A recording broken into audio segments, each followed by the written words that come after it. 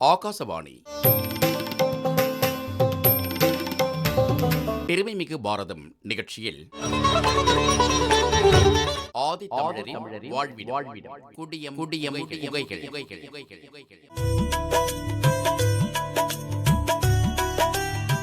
எழுதியவர் கே. பூர்ணிமா கௌரி.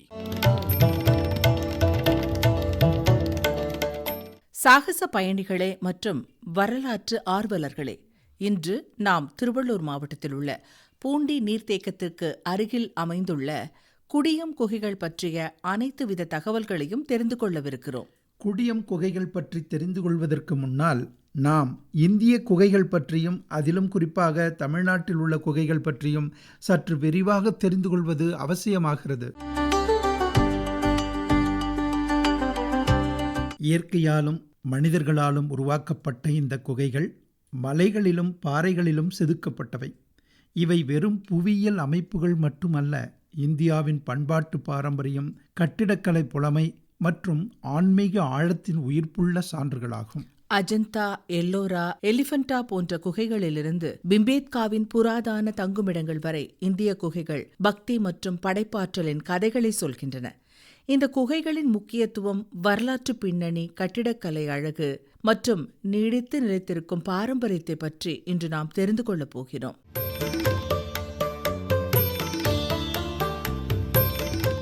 மத்திய பிரதேசத்தில் உள்ள பிம்பேத்கா பாறை தங்குமிடங்கள் யுனெஸ்கோ உலக பாரம்பரிய தளமாகும். இவை நமது முன்னோர்களின் வாழ்க்கையை பற்றி ஒரு பார்வையை அளிக்கின்றன. சுமார் 1,00,000 ஆண்டுகளுக்கு முன்பு மனிதர்கள் வாழ்ந்த இந்த குகைகளில் வேட்டையாடல் காட்சிகள், விலங்குகள் மற்றும் அன்றாட வாழ்க்கையை சித்தரிக்கும் ஓவியங்கள் உள்ளன. நாகரிகங்கள் வளர்ந்தவுடன் குகைகள் புதிய பரிமாணங்களை ஏற்றன. கிமு 3ஆம் நூற்றாண்டில் பௌத்தம், சமணம் மற்றும் பின்னர் எழுச்சியடைந்த இந்து மதத்தின் குகைகள் தியானம், வழிபாடு மற்றும் சமூக வாழ்க்கைக்கு புனித இடங்களாக மாறின.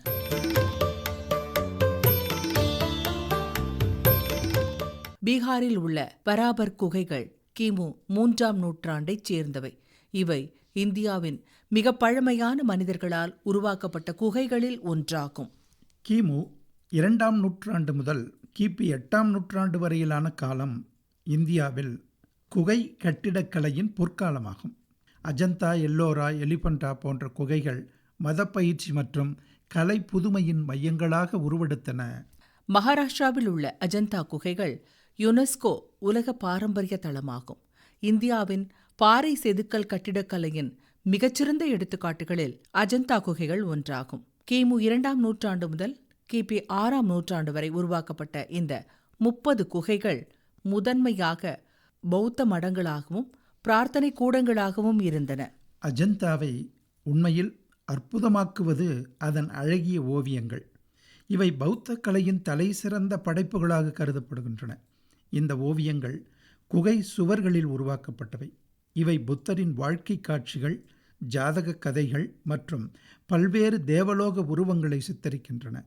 துடிப்பான வண்ணங்கள், நுண்ணிய தூரிகை வேலை மற்றும் வெளிப்படுத்தும் உருவங்கள் கலைச்சிறப்பின் உயர்ந்த மட்டத்தை வெளிப்படுத்துகின்றன.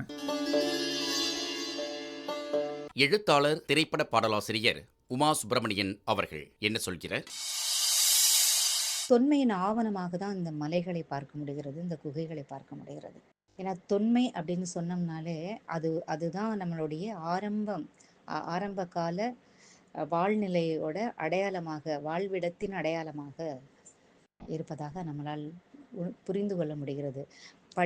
படிக்கிறதுங்கிறது வேற, அதை நம்ம நேராக போய் பார்க்கிற போது ஏற்படுகிற உணர்வு இருக்கு இல்லையா, அது நமக்கு நம்மை அதோடு தொடர்பு படுத்தி கொள்கிறது. இப்போ சமீபத்தில் கூட தொல் மனிதரை தேடி என்கிற ஒரு புத்தகம் நான் படித்தேன். அந்த புத்தகத்தின் வாயிலாக நம்ம மிக அருகிலே திருவண்ணாமலையில் இருக்கக்கூடிய அந்த குகைகளை போய் நம்ம இவ்வளவு நாள் பார்க்காம இருந்திருக்கிறோமே அப்படின்னு எனக்கு தோணுது. சைத்திய கூடங்கள், குதிரை லாட வடிவ ஜன்னல் மற்றும் முடிவில் ஒரு ஸ்தூபியுடன் புத்தரின் இருப்பை குறிக்கின்றன. விகார்கள் துறவிகளுக்கான அறைகளையும் பௌத்த தெய்வங்களின் விரிவான செதுக்கல்களையும் கொண்டுள்ளன. ஓவியங்கள், குறிப்பாக பத்மபாணி போதிசத்வாவின் சித்தரிப்பு, அதன் உணர்ச்சி ஆழம் மற்றும் தொழில்நுட்ப நேர்த்திக்காக புகழ்பெற்றவை. கலைஞர்கள் இயற்கை நிறங்களையும் டெம்பரா என்று அழைக்கப்படும் ஒரு தொழில்நுட்பத்தையும் பயன்படுத்தினர். இது பிளாஸ்டர் மேற்பரப்பில் வண்ணங்களை பயன்படுத்துவதை உள்ளடக்கியது. அஜந்தா பௌத்த கலையின் கொண்டாட்டமாக இருந்ததால் மகாராஷ்டிராவில் உள்ள எல்லோரா குகைகள் இந்தியாவின் மத பன்முகத்தன்மைக்கு ஒரு சான்றாகும். கிபி 6ஆம் நூற்றாண்டு முதல் 10ஆம் நூற்றாண்டு வரை பரவியுள்ள எல்லோராவின் 34 குகைகள் பௌத்த, இந்து மற்றும் சமண மரபுகளை பிரதிநிதித்துவப்படுத்துகின்றன. ஒரே தளத்தில் பல மதங்களின் சகவாழ்வு ஒரு தனித்துவமான அம்சமாகும். இது புராதன இந்தியாவின் ஆன்மாவை பிரதிபலிக்கிறது. எல்லோராவில் மிகவும் பிரமிக்க வைக்கும் கட்டமைப்பு குகை கைலாசநாதர் கோவிலாகும். இந்த கோவில் ஒற்றை பாறையில் செதுக்கப்பட்ட இந்து கோவிலாகும். இது சிவபெருமானுக்கு அர்ப்பணிக்கப்பட்டது. இந்த கோவில் 8ஆம் நூற்றாண்டில் ராஷ்டிரகூட வம்சத்தால் கட்டப்பட்டது. இது பொறியியல் மற்றும் கலைத்திறனின் அற்புதமாகும். கோவிலின் விரிவான செதுக்கல்கள் இராமாயணம் மற்றும் மகாபாரத காட்சிகளை உள்ளடக்கியவை. எளிய கருவிகளால் இத்தகைய பிரம்மாண்டத்தை உருவாக்கிய கலைஞர்களின் திறமையை இவை இப்போதும் வெளிப்படுத்துகின்றன. எல்லோராவில் உள்ள பௌத்த குகைகள், விஸ்வகர்மா குகை போன்றவை மரக்கட்டிடக்கலையை பின்பற்றும் விலாவடிவ கூரைகளுடன் பெரிய சைத்திய கூடங்களை கொண்டுள்ளன. சமண குகைகள், இந்திரசபா போன்றவை தீர்த்தங்கரர்கள் மற்றும் தேவலோக உருவங்களின் விரிவான செதுக்கல்களால் அலங்கரிக்கப்பட்டுள்ளன. மும்பையில் உள்ள ஒரு தீவில் அமைந்துள்ள எலிஃபண்டா குகைகள் இந்து மத பாறை செதுக்கல் கட்டிடக்கலையின் அற்புதமான ஒரு எடுத்துக்காட்டாகும். கிபி 5 முதல் 7ஆம் நூற்றாண்டு வரை உருவாக்கப்பட்ட இந்த குகைகள் முதன்மையாக சிவபெருமானுக்கு அர்ப்பணிக்கப்பட்டவை. எலிஃபண்டா குகைகளின் மைய அம்சம் திரிமூர்த்தி சதாசிவத்தின் பிரம்மாண்டமான சிலை, சிவனை படைப்பாளர், பாதுகாவலர் மற்றும் அழிப்பவர் என 3 முகங்களாக சித்தரிக்கிறது. கட்டிடக்கலை மற்றும் கலை மதிப்புக்கு அப்பால் இந்திய குகைகள் ஆழமான ஆன்மீக முக்கியத்துவத்தை கொண்டுள்ளன. ஆன்மீக பேச்சாளர் கீத்மாலா ராகவன் அவர்கள் தன் கருத்தாக நம்மிடம் பகிர்ந்தபோது, குடுமிநாதர் கோவிலின் சிற்பங்கள் மிகவும் அழகுற வசிக்கப்பட்டுள்ளன. மாலிகாபூரின் படையெடுப்பில் சில சிற்பங்கள் சிதிலமடைந்துள்ளன. இவ்வூருக்கு கிழக்கே ஓவியக்கலைக்கு புகழ்வாய்ந்த சித்தன்னவாசலும், மேற்கே தொல்வில் கலைமிக்கதாகிய கொடும்பாலூரும் அமைந்துள்ளது. இக்குடுமியான் மலை தனக்கு வரலாற்றில் வேறு பெயர்களை உடையதாகவும் உள்ளது. குடுமியான் மலையில் உள்ள இசைக்கல்வெட்டு கிபி 7ஆம் நூற்றாண்டைச் சேர்ந்தது. திருமையம், மலையடிப்பட்டு ஊர்களிலும் குடுமியான் மலையில் உள்ளதைப் போல் இசைக்கல்வெட்டுகள் உள்ளன. குடுமியான் மலையில் உள்ள இசைக்கல்வெட்டில் உள்ள இசை நுணுக்கங்கள் இன்னும் முழுமையாக ஆய்வு செய்யப்படவில்லை. இவை தமிழிசையே என்கின்றார் இசை நூல் எழுதிய விபுலானந்த அடிகள். கிபி 4ஆம் நூற்றாண்டில் எழுந்ததாக கருதப்படும் பரதமுனிவரின் இசை நூலும் 13ஆம் நூற்றாண்டில் கருதப்படுகின்ற சங்கீத ரத்னாகரத்திற்கும் இடைப்பட்ட காலத்திய இசை செய்தி என்பதால் இது மிகவும் முக்கியமானதாக கருதப்படுகின்றது. ஒடிஷாவில் உள்ள உதயகிரி மற்றும் கந்தகிரி குகைகள் கிமு முதல் நூற்றாண்டைச் சேர்ந்தவை. சமண பாரம்பரியத்திற்கு முக்கியமானவை. கரவேல மன்னரின் ஆட்சியில் செதுக்கப்பட்ட இந்த குகைகள் கல்வெட்டுகள் மற்றும் சிற்பங்களை கொண்டுள்ளன.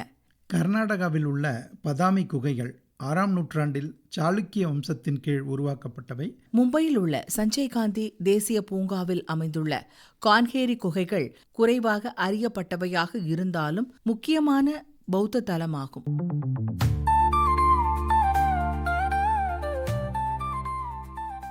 அடுத்து நாம் தமிழ்நாட்டின் புராதன குகைகளின் பயணத்திற்கு செல்ல இருக்கிறோம். இந்த தென்னிந்திய மாநிலம் தனது துடிப்பான கலாச்சாரம், ஆழமான ஆன்மீகம் மற்றும் கட்டிடக்கலைக்கு புகழ் பெற்றது. மகாபலிபுரத்தின் குகை கோயில்கள் முதல் திருச்சிராப்பள்ளியின் புனித குகைகள் வரை தமிழ்நாட்டு குகைகள் புராதன கலைஞர்களின் புத்தாக்க திறனையும் மக்களின் ஆன்மீக உணர்வையும் எடுத்துக்காட்டுகின்றன. தமிழ்நாட்டு குகைகள் 2000 ஆண்டுகளுக்கும் மேலாக கலை, கட்டிடக்கலை மற்றும் மதத்தின் தொட்டிலாக இருந்து வந்துள்ளது. கிபி 6 முதல் 9ஆம் நூற்றாண்டு வரையிலான காலத்தில் பல்லவ, பாண்டிய மற்றும் சோழ வம்சங்களின் ஆதரவின் கீழ் தீவிர கலாச்சார மற்றும் மத நடவடிக்கைகளின் காலத்தில் உருவாகின. இயற்கையான பாறை அமைப்புகள் வழிபாடு, தியானம் மற்றும் கலை வெளிப்பாட்டிற்காக புனித இடங்களாக இவை மாறின. தமிழ்நாட்டில் மிக பழமையான குகைகளை சங்க காலத்தில், அதாவது கிமு 3ஆம் நூற்றாண்டு முதல் சமண மற்றும் பௌத்த துறவிகள் தவ வாழ்க்கைக்காக தங்கும் இடங்களாக பயன்படுத்தினர். எளிய கருவிகளால் திடமான பாறைகளை செதுக்குவதில் தமிழ் கலைஞர்களின் திறமையை இந்த குகைகள் வெளிப்படுத்துகின்றன. கட்டப்பட்ட கோயில்களைப் போலல்லாமல் இந்த குகைகள் உள்ளிருந்து வெளியே செதுக்கப்பட்டவை. குறிப்பாக பல்லவ வம்சம் இந்த கலை வடிவத்தை முன்னோடியாக கொண்டதால் பின்னர் எழுப்பப்பட்ட நம் கோவில் கட்டிடக்கலைக்கு இவை அடித்தளமாக அமைந்தன. மகாபலிபுரத்தில் உள்ள நினைவுச் சின்னங்களின் குழு யுனெஸ்கோ உலக பாரம்பரிய தளமாகும். இது தமிழ்நாட்டு குகை கட்டிடக்கலையின் மிகவும் பிரசித்தி பெற்ற காட்சி பொருளாகும். கோரமண்டல் கடற்கரையில் அமைந்த இந்த கிபி 7 மற்றும் 8ஆம் நூற்றாண்டு குகைகள் பல்லவ வம்சத்தின் கீழ் உருவாக்கப்பட்டவை. இங்கே பல குகை கோயில்கள் உள்ளன. இவை மண்டபங்கள் என அழைக்கப்படுகின்றன. இங்கே உள்ள பஞ்சரதங்கள் வளாகம் பாரம்பரிய குகைகள் போல் இல்லை என்றாலும் ஒற்றை பாறையில் செதுக்கப்பட்ட கட்டமைப்புகளை கொண்டுள்ளது. இது பல்லவர்களுக்கு ஒற்றைப்பாறை செதுக்கலில் உள்ள திறமையை வெளிப்படுத்துகிறது. மகாபாரதத்தின் பாண்டவ சகோதரர்கள் மற்றும் திரௌபதியின் பெயரால் பெயரிடப்பட்ட இந்த 5 ஒற்றைப்பாறை கோயில்கள் பல்வேறு கட்டிடக்கலை பாணிகளை வெளிப்படுத்துகின்றன. உதாரணமாக தர்மராஜ ரதம் பல அடுக்கு கோபுரத்தை கொண்டுள்ளது. மகாபலிபுரத்தில் உள்ள வராக குகை கோயில் ஒரு பாறை செதுக்கல் மண்டபத்தின் மிகச்சிறந்த எடுத்துக்காட்டாகும். இந்த குகைகள் அவற்றின் பளபளப்பான மேற்பரப்புகள் மற்றும் இணக்கமான விகிதங்களுடன் மகாபலிபுரத்தை தென்னிந்தியாவில் பாறை செதுக்கல் கட்டிடக்கலையின் தொட்டிலாக அமைக்கின்றன. இல்லத்தரசி காயத்ரி ஜெயராமன் அவர்கள் நம்மிடம் தன் கருத்தாக பகிர்ந்து கொண்டபோது, நான் பார்க்க விரும்பிய குகை கோயில் அருள்மிகு சந்திரசூடேஸ்வரர் குகை கோயில் ஒசூரில் அமைந்திருக்கிறது. இது ஒரு பழமையான சிவன் கோவில். அருள்மிகு மரகதாம்பாள் உடனுரை ஸ்ரீ சந்திரசூடேஸ்வரர் கோயில். இது கிபி 1866 கட்டப்பட்டது. இதில் ஒரு சித்தர் பீடமும் உள்ளது. சித்தர் குண்டப்பா என்பவரது ஜீவ சமாதியும் உள்ளது. இது ஒரு அழகான குகை கோயில் என்பதால் சுற்றுச்சூழல் மிக அருமையாகவும் ரம்மியமாகவும் உள்ளது. இதில் சிறப்பு அம்சம் என்னவென்றால், அம்மன் மரகத பச்சையில் காட்சி தருவதால் அம்மனுக்கு மரகதாம்பாள் என்று பெயர். ஈஸ்வரன் நிலவை அணிகலனாக கொண்டிருப்பதால் அவருக்கு சந்திரசூடேஸ்வரர் என்று பெயர். இதன் அழகிய தோற்றம் மற்றும் பல சிறப்புகளை கேட்டதால் இதனை சென்று பார்ப்பதற்கு ஆவலாக உள்ளது. திருச்சிராப்பள்ளி அல்லது திருச்சி மற்றொரு புகழ்பெற்ற குகைகளின் தொகுப்பை கொண்டுள்ளது. குறிப்பாக பாறைக்கோட்டை கோயில் குகைகள் 273 அடி உயரமுள்ள பாறையில் அமைந்த இந்த பாறைக்கோட்டை ஒரு வரலாறு மற்றும் ஆன்மீக அடையாளமாகும். திருச்சியில் உள்ள கீழ்குகை கோயில் லலிதாங்குர பல்லவேஸ்வர கிரகம் என்றும் அழைக்கப்படுகிறது. குகையின் முகப்பு மெல்லிய தூண்கள் மற்றும் செதுக்கப்பட்ட குழிகளுடன் உள்ளது. திருநெல்வேலி மாவட்டத்தில் உள்ள கழுகுமலை குகைகள் குறிப்பாக சமண பாரம்பரியத்திற்கு முக்கியமானவை. பாண்டிய ஆதரவின் கீழ் கிபி 8ஆம் நூற்றாண்டில் உருவாக்கப்பட்ட கழுகுமலை கோவில்கள் தமிழ் பிராமி கல்வெட்டுகளுடன் தெற்கு தமிழ்நாட்டில் சமணத்தின் தாக்கத்தை வெளிப்படுத்துகின்றன. புதுக்கோட்டை மாவட்டத்தில் உள்ள சித்தன்னவாசல் குகைகள் தமிழ்நாட்டு குகை பாரம்பரியத்தின் மற்றொரு பொக்கிஷமாகும். இந்த 7ஆம் நூற்றாண்டு சமண குகைகள் அஜந்தாவின் ஓவியங்களுக்கு இணையாக துடிப்பான ஓவியங்களுக்காக புகழ்பெற்றவை. குகையின் கூரை மற்றும் சுவர்கள் தாமரை குளங்கள், நடனக் கலைஞர்கள் மற்றும் சமண தீர்த்தங்கர்களின் ஓவியங்களால் அலங்கரிக்கப்பட்டுள்ளன. இவை ஃபெரஸ்கோ செக்கோ தொழில்நுட்பத்தில் உருவாக்கப்பட்டவை. பொதுவாக தமிழ்நாட்டு குகைகள் ஆழமான ஆன்மீக பொருளை கொண்டுள்ளன. வழிபாடு, தியானம் மற்றும் தவ வாழ்க்கைக்கு புனித இடங்களாக இவை பயன்படுத்தப்பட்டன. தமிழ்நாட்டு குகைகள் மத இடங்கள் மட்டுமல்ல, கலாச்சார பொக்கிஷங்களாகவும் உள்ளன.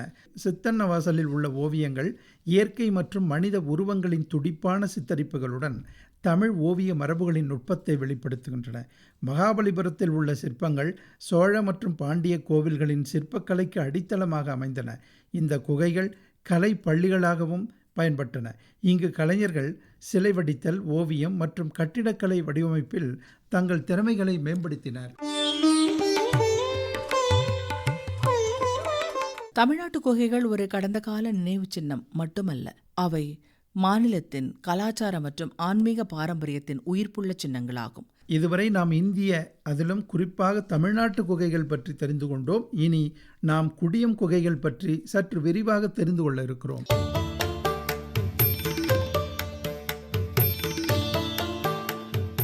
குடியம் குகைகள் என்பது சென்னையிலிருந்து சுமார் 60 கிலோமீட்டர் தொலைவில் பூண்டி அருகில் உள்ள அல்லிக்குழி மலைத்தொடரில் உள்ள 16 பாறை குகைகளின் கூட்டமாகும்.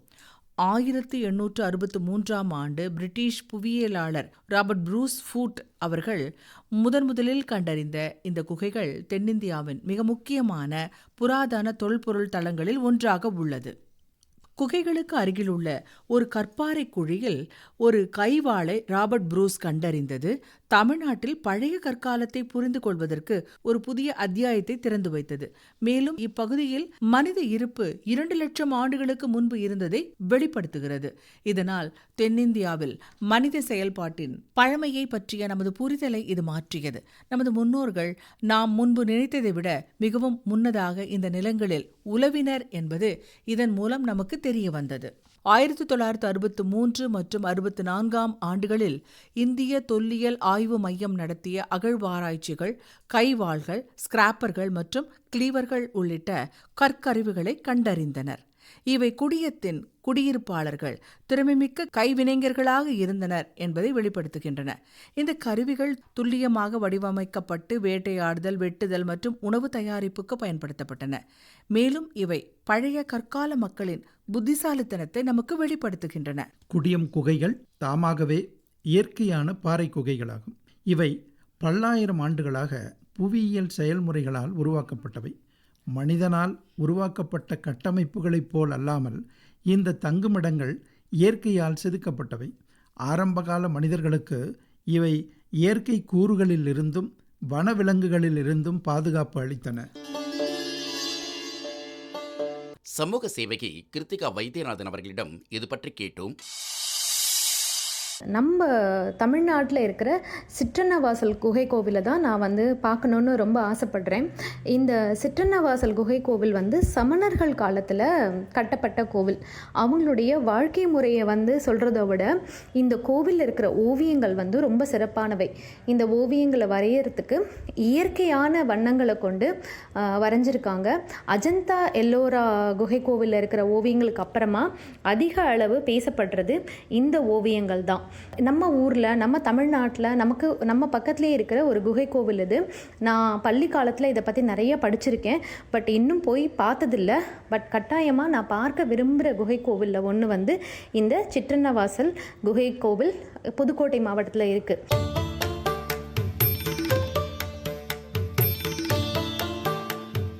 அல்லிக்குழி மலைகளின் கரடுமுரடான நிலப்பரப்பு பூண்டி நீர்த்தேக்கத்திற்கு அருகாமையுடன் இணைந்து இதை ஆரம்பகால மனிதர்களுக்கு ஒரு சிறந்த வாழ்விடமாக ஆக்கியிருக்கும். மேலும் நீர்த்தேக்கத்திலிருந்து கிடைக்கும் நீர் மற்றும் சுற்றியுள்ள வெப்பமண்டல உலர் பசுமையான காடுகளில் வனவிலங்குகளின் பரவலான இருப்பு அவர்களின் நாடோடி வாழ்க்கை முறைக்கு உகந்ததாக இருந்திருக்கும். இந்த கற்குகைகளில் 2 லட்சம் ஆண்டுகளுக்கு முன்பு ஆதி மனிதர்கள் வாழ்ந்ததற்கான ஆதாரங்கள் கிடைத்துள்ளன. இந்த மனிதர்கள் பயன்படுத்திய ஏராளமான கற்கருவிகள் மீட்கப்பட்டுள்ளன. பிரிட்டிஷ் நிலவியல் ஆராய்ச்சியாளர்களும் இந்திய தொல்லியல் துறையும் இதன் பழமையை உறுதி செய்துள்ளனர். ஆப்பிரிக்க நாடுகளில் ஆதி மனிதர்கள் வாழ்ந்ததாக கருதப்படும் இடங்களில் செய்யப்பட்ட அகழ்வுகளில் சுமார் 2 லட்சம் ஆண்டுகளுக்கு முற்பட்ட மனிதர்கள் பயன்படுத்திய கற்கருவிகள் கண்டறியப்பட்டுள்ளன. ஆனால் திருவள்ளூர் மாவட்டத்தின் கொசஸ்தலை ஆற்றைச் சுற்றியுள்ள நிலப்பகுதிகள், அல்லிக்குழி மலைப்பகுதிகளில் செய்யப்பட்ட அகழ்வுகள் மற்றும் ஆராய்ச்சிகளில் 2 லட்சம் ஆண்டுகளுக்கும் முற்பட்ட கற்கருவிகள் கண்டெடுக்கப்பட்டுள்ளன.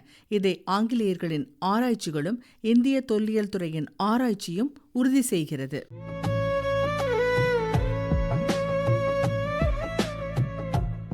திருவள்ளூரிலிருந்து ஊத்துக்கோட்டை செல்லும் பிரதான சாலையில் 18 கிலோமீட்டர் தொலைவில் உள்ளது சீத்தஞ்சேரி. இங்கிருந்து பிளேஸ்பாளையம் செல்லும் இடதுபுறச் சாலையில் திரும்பி 12 கிலோமீட்டர் பயணித்தால் மரங்கள் அடர்ந்த குடியம் என்ற கிராமம் வரும். இதுதான் அல்லிக்குழி மலையின் வாசல். குடியம் கிராமம் வரைதான் வாகனங்கள் செல்ல முடியும். அதற்கு மேல் 6 கிலோமீட்டர் நடந்துதான் போக வேண்டும். இருபுறமும் செடிகள் அடர்ந்த ஒரு ஒற்றையடி பாதை. தொடக்கத்தில் சற்று அகலமாக இருக்கிறது. கீழே முனை நீட்டி நிற்கும் சரளை கற்கள். 1 கிலோமீட்டரில் இந்த பாதை முடிவுக்கு வருகிறது. எரிமலை வெடித்து கொதித்தெழுந்து வந்து உறைந்து நிற்பதைப் போல ஆங்காங்கே பெரிய பெரிய கற்குவியல்கள். பார்க்கவே பிரமிப்பாக இருக்கின்றது. இடையிடையே கூழாங்கற்கள் பொதிந்திருக்கின்றன. காட்டுப்பன்றிகள், முயல்கள், பாம்புகளின் தடங்கள் ஆங்காங்கே அச்சமூட்டுகின்றன. வளைவுகளும் நெளிவுகளும் கொண்ட நுழைந்தும் தவழ்ந்தும் செல்லக்கூடிய ஒற்றை காலடி பாதையில் 4 கிலோமீட்டர் தூரம் நடந்தால் முதல் குகை நம் கண்முன்னே விரிகிறது. அந்த முதல் குகை 200 பேர் வசதியாக அமரலாம், உண்ணலாம், உறங்கலாம் என்று சொல்லும் அளவிற்கு எங்கும் காண இயலாத பாறை அமைப்பாக உள்ளது. மானுட வரலாறு என்பது அவர்கள் பயன்படுத்திய கருவிகளை கொண்டே வகைப்படுத்தப்படுகிறது. முதல் கற்காலம் என்பது சுமார் 6 லட்சம் ஆண்டுகள் முதல் 7 லட்சம் ஆண்டுகள் வரை இந்த காலகட்டத்தில் வாழ்ந்த மனிதர்களை ஹோமினாய்டு என்று அழைப்பார்கள். இவர்கள் கற்களை ஆயுதமாக பயன்படுத்திய முதல் தலைமுறை மனிதர்கள். கென்யா, கிழக்கு ஆப்பிரிக்க பகுதிகளில் 2 லட்சம் ஆண்டுகளுக்கு முற்பட்ட கற்கருவிகள் கிடைத்துள்ளன. அதே காலகட்டத்தைச் சேர்ந்த கற்கருவிகள் இந்த குகைகளிலும் அருகில் கொற்றலை அதாவது கொசஸ்தலை ஆற்று படுகையில் உள்ள அதிரம்பாக்கம் கிராமத்திலும் பல்லாவரத்திலும் கிடைத்துள்ளன. கிழக்காப்பிரிக்காவிலிருந்து மனிதர்கள் உலகெங்கும் பரவினார்கள் என்பதுதான் இதுவரை நம்மிடம் இருக்கும் கருத்து. ஆனால் இந்த குகையில் கிடைக்கும் தரவுகள் இங்கிருந்தே ஆப்பிரிக்கா போன்ற இடங்களுக்கு நகர்ந்திருக்க வேண்டும் என்ற புது வரலாற்றை உருவாக்குகின்றன. அல்லது ஆப்பிரிக்காவில் மனிதர்கள் உருவான அதே காலகட்டத்தில் இங்கும் மனிதர்கள் உருவாகி இருக்க வேண்டும். தொல்பழங்காலத்தில் ஆப்பிரிக்காவும் இந்தியாவும் ஒரே கண்டமாக இருந்ததாக நிலவியல் அறிஞர்கள் கூறுகிறார்கள். அதன்படி பார்த்தால் இந்த கருத்து இன்னும் வலுப்படும். குடியம் குகைகளை முதலில் கண்டறிந்து உலகின் பார்வைக்கு கொண்டு வந்த ராபர்ட் ப்ரூஸ் பூட் அவர்களை தொல்லியலின் தந்தை என்று கொண்டாடுகிறார்கள். பிரிட்டிஷ் இந்தியாவில் நிலவியலாளராக பணியாற்றிய ப்ரூஸுக்கு தென்னிந்தியாவில் நிலக்கரி, கனிம வளங்கள் உள்ள பகுதிகளை கணக்கெடுக்கும் பணி தரப்பட்டது. தொல்லியல் ஆய்வுகளில் மிகுந்த ஆர்வம் கொண்ட ப்ரூஸ் பல்லாவரம் பகுதியில் ஆய்வு செய்தபோது உலகின் ஆதி தொல்குடி பயன்படுத்திய கல் ஆயுதம் ஒன்றை கண்டுபிடித்தார். அதன் தொடர்ச்சியாக திருவள்ளூர் வட்டாரத்தில் ஆய்வு செய்தபோது இந்த குகையின் வடிவம் அவரை ஈர்த்தது. அல்லிக்குழி வனப்பகுதியில் தங்கி தீவிரமாக ஆய்வு செய்து தொல்மனிதன் வாழ்ந்த இடம் இதுதான் என்பதையும், இந்த குகை டைனோசர்கள் வாழ்ந்த ஜுராசிக் காலத்தை சேர்ந்தது என்றும் பதிவு செய்தார். இது நடந்தது 1864. ஆனால் பிரிட்டிஷ் இந்திய அரசு தொடர்ச்சியாக இது குறித்து ஆய்வு செய்ய விரும்பவில்லை. எழுத்தாளர் ஓவியர் விஜய் ஆர் கிருஷ்ணன் அவர்களின் எண்ணம். அந்த காலத்துல அரசர்கள் போர் முறையை விளக்கறதுக்காக சில கற்களை கொண்டு அந்த பாறையில போர் முறைகளை வரைஞ்சிருக்காங்க. பொன்னியின் செல்வன்ல கூட வரும். அந்த குகை ஓவியத்துல அவருடைய போர் வரலாறு அதெல்லாமே அதுல எழுதியிருப்பாங்க. என்னென்ன கருவிகள் யூஸ் பண்றாங்க, எப்படி யூஸ் பண்றாங்க அப்படிங்கறது எல்லாமே உள்ள சீக்கிரட்டா வரைஞ்சி வச்சிருப்பாங்க. அது போக அழகுக்காக நிறைய ஓவியங்களும் அதற்குள்ள வரைஞ்சிருக்காங்க. மகாராஷ்டிரால உள்ள குகை ஓவியங்கள் அஜந்தா ஓவியங்கள் அப்படின்னு புகழ்பெற்ற ஓவியமாகும். இந்த ஓவியங்கள் எல்லாம் அந்த காலத்துல மூலிகையினால வண்ண கலவை செஞ்சு அதை அந்த பாறையில அழகா வரைஞ்சிருக்காங்க.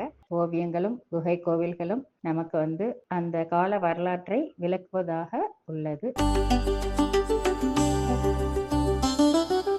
வி.டி. Krishnasamy, Peterson, H.D. சங்காலியா போன்ற தொல்லியலாளர்கள் தன்னார்வத்தில் சிறு சிறு ஆய்வுகளை மேற்கொண்டார்கள்.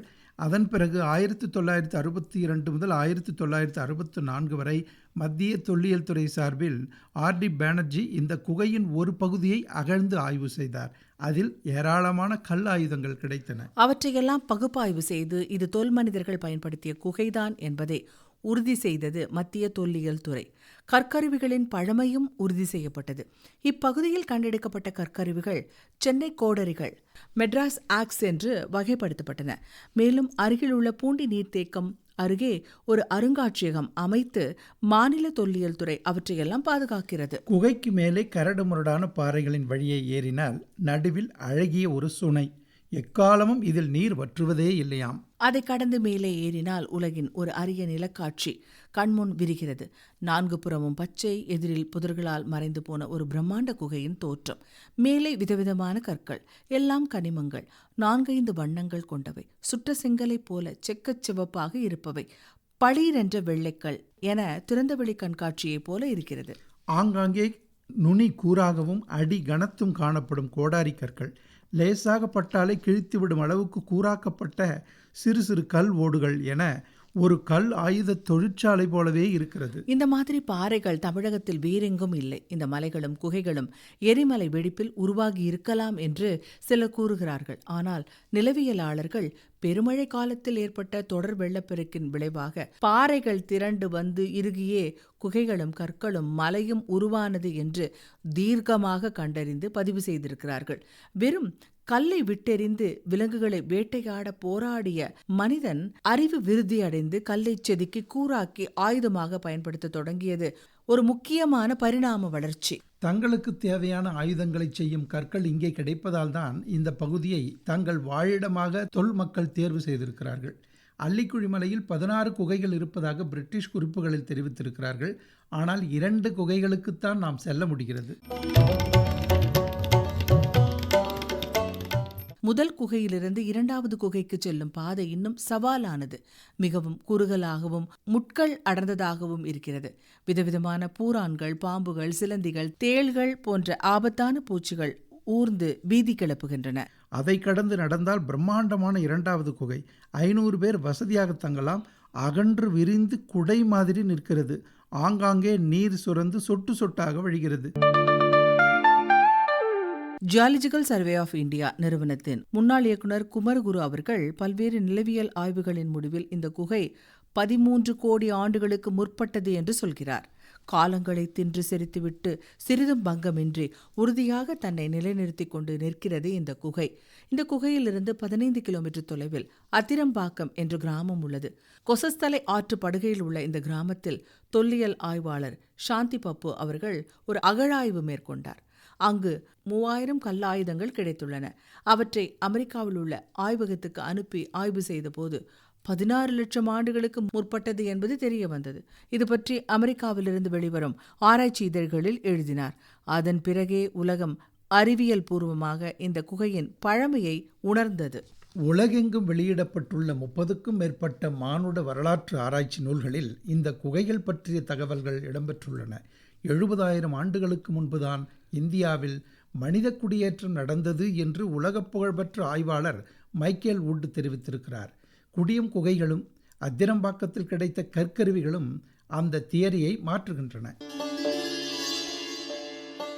எழுத்தாளர் மடிப்பாக்கம் வெங்கட் அவர்கள் என்ன சொல்கிறார்? குப்தேஸ்வர் மகாதேவ் குகை கோயில் நேபாளத்தில் காசுகி மாவட்டத்தில் பொக்காரோ அப்படிங்கிற நகரத்தில் சோரே பட்டாங்கிற பகுதியில் தேவிசு நீர்வீழ்ச்சிக்கு எதிர இருக்கிறது தான் இந்த மலை குகை கோயில். இந்த குகையில் தான் குப்தேஸ்வர் மகாதேவ குகை கோயில் இருக்குங்கிறாங்க. இந்த குகையோட நீளம் 2950 மீட்டர். 1950 இந்த குகை கோயில் கண்டுபிடிக்கப்பட்டதா சொல்றாங்க. இதுல என்ன சிறப்புன்னா, இது பிரம்மாண்டமான சிவலிங்கத்தோட இருக்கிற சிவன் கோவில். நிலத்தடியில இருக்கிற இந்த கோவில் வருஷத்துல 365 நாளும் சுற்றுலா பயணிகளால பரபரப்பா இருக்குமாம். ரொம்ப குறைஞ்ச வெளிச்சமும் குறுகிய பாதையுமா இருக்கிறதால இதுக்கு போக குழந்தைகளுக்கும் மூத்த குடிமகன்களுக்கும் அனுமதி இல்லை, பாதுகாப்பு கருதி. உலகின் முதல் ஆதி பெருங்கலை ஆயுத தயாரிப்புதான். குடியம் மலைப்பகுதி மிகப்பெரிய ஆயுத தொழிற்சாலையாக இருந்துள்ளது. குழந்தைகளுக்கு, பெண்களுக்கு, வலது கை பழக்கம் உள்ளவர்களுக்கு, இடது கையாளர்களுக்கு என வகை வகையாக இங்கே கற்கருவிகள் செய்திருக்கிறார்கள். தகுதி வாய்ந்த கற்களை தேர்வு செய்து சூடாக்கி தட்டி பார்த்து கைப்பிடி அகன்றும் முனைப்பகுதி கூர்மையாகவும் அவ்வளவு நுட்பமாக வடிவமைத்திருக்கிறார்கள். அந்த வடிவத்தில் ஏராளமான ஆயுதங்கள் இங்கே கிடைக்கின்றன. சில பெரிய கற்களில் ஒருவித குறியீடுகள் இருக்கின்றன. இவை காலம் கிறுக்கியதா, ஆதி மனிதன் கிறுக்கியதா என்று தெரியவில்லை. இன்னும் 10க்கும் மேற்பட்ட குகைகள் இருப்பதாக பதிவுகள் இருப்பதால் எல்லா இடங்களிலும் ஆய்வுகள் செய்தால் ஆதி மனிதனின் எலும்புகள், கிறுக்கல்கள் கூட கிடைக்க வாய்ப்புண்டு. அப்படி கிடைக்கும் பட்சத்தில் கல் தோன்றி மண் தோன்றா காலத்தே முன் தோன்றிய மூத்த குடி தமிழ்குடி என்பது வெறும் வார்த்தைகள் இல்லை, வரலாறு என்பது தெளிவாகும். நாம் குடியம் போன்ற குகைகளை பாதுகாப்போம். பாதுகாப்பதன் மூலம் நமது வரலாற்றை மீட்டெடுப்போம். நேயர்கள் இதுவரை கேட்டது பெருமைமிகு பாரதம் நிகழ்ச்சியில் ஆதி தமிழரின் வாழ்விடம் குடியம் குகைகள்.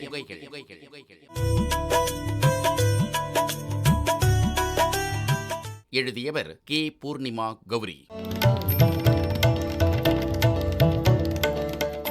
குரல் வண்ணம் விஜய், எம். சித்ரா தேவி. தொகுப்பு நாகா. அமைப்பு சுப்புலட்சுமி ஆதிகேசவன்.